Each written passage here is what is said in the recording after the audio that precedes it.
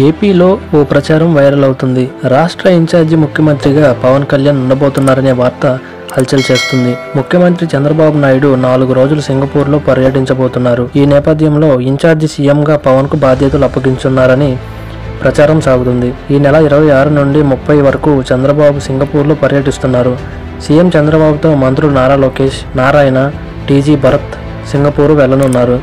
ఈ నేపథ్యంలో deputy CM Pawan కళ్యాణ్కు ఇన్ఛార్జి బాధ్యతలు అప్పగిస్తారని పొలిటికల్ సర్కిల్స్లో జోరుగా చర్చ సాగుతుంది. అయితే రాష్ట్రంలో ఇలాంటి ఘటనలు జరగలేదు. ముఖ్యమంత్రి టూర్ వెళ్ళినప్పుడు ఇన్ఛార్జి బాధ్యతలు ఎవరికీ అప్పగించలేదు. కాకపోతే గతంలో ఆపరేషన్ కోసం ఎన్టీఆర్ అమెరికా వెళ్ళినప్పుడు నాదెండ్ల భాస్కర్ ఇన్ఛార్జిగా నియమించారు. అయితే ఆ తర్వాత వివాదం కావడంతో తెలుగుదేశం పార్టీకి ఆగస్టు నెల గండం ఉందనే ప్రచారం జరిగింది. ప్రస్తుతం పవన్ కళ్యాణ్కు ఇన్ఛార్జి సీఎం బాధ్యతలు అప్పగిస్తారనేది ప్రచారం మాత్రమే. అధికార ప్రకటన వస్తే తప్ప నిజమనే నమ్మలేమని పలు విశ్లేషకులు అంటున్నారు.